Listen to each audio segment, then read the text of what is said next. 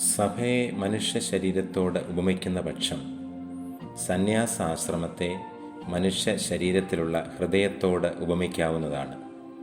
ഹൃദയം ശരീരത്തിന് നൽകുന്ന പ്രയോജനം ദൈവഭക്തിയുള്ള സന്യാസാശ്രമം സഭയ്ക്ക് നൽകുന്നു. മനുഷ്യ ശരീരത്തിലെ പ്രധാനപ്പെട്ട അവയവമാണ് ഹൃദയം. ഹൃദയത്തിൻ്റെ പ്രവർത്തനം ഊർജ്ജസ്വലമാകുന്നതനുസരിച്ച് മനുഷ്യൻ കൂടുതൽ ആരോഗ്യവാനാകുന്നു. ഹൃദയത്തിൻ്റെ പ്രവർത്തനം ശോഷിക്കുമ്പോൾ മനുഷ്യൻ്റെ ആരോഗ്യവും ഊർജ്ജസ്വലതയും കുറയുന്നു. ഹൃദയത്തിൽ നിന്ന് രക്തം പമ്പ് ചെയ്യുന്നതനുസരിച്ച് ശരീരത്തിലെ എല്ലാ അവയവങ്ങളും ഓരോന്നിൻ്റെയും ധർമ്മം നിർവഹിക്കുന്നു.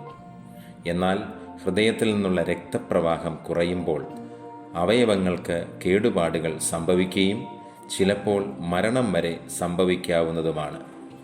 ഇതുപോലെ സഭയുടെ സജീവമായ നിലനിൽപ്പിന് സന്യാസം ആവശ്യമാണ്. സഭയുടെ വിവിധ മേഖലകളെ സജീവമാക്കുവാൻ സന്യാസത്തിൻ്റെ ആവശ്യകത വളരെ വലുതാണ്. കാലാകാലങ്ങളിൽ സഭയ്ക്ക് സംഭവിച്ച അപജയങ്ങൾക്ക് യഥാർത്ഥ പരിഹാരം കാണുവാൻ സന്യാസ സമൂഹങ്ങൾക്ക് സാധിച്ചിട്ടുണ്ട്.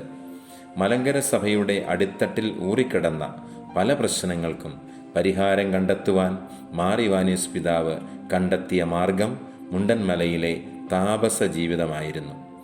ഇന്ന് മനുഷ്യൻ നേരിടുന്ന പല പ്രശ്നങ്ങൾക്കും ദൈവഭക്തിയുള്ള സന്യാസാശ്രമം ഉത്തരം നൽകും.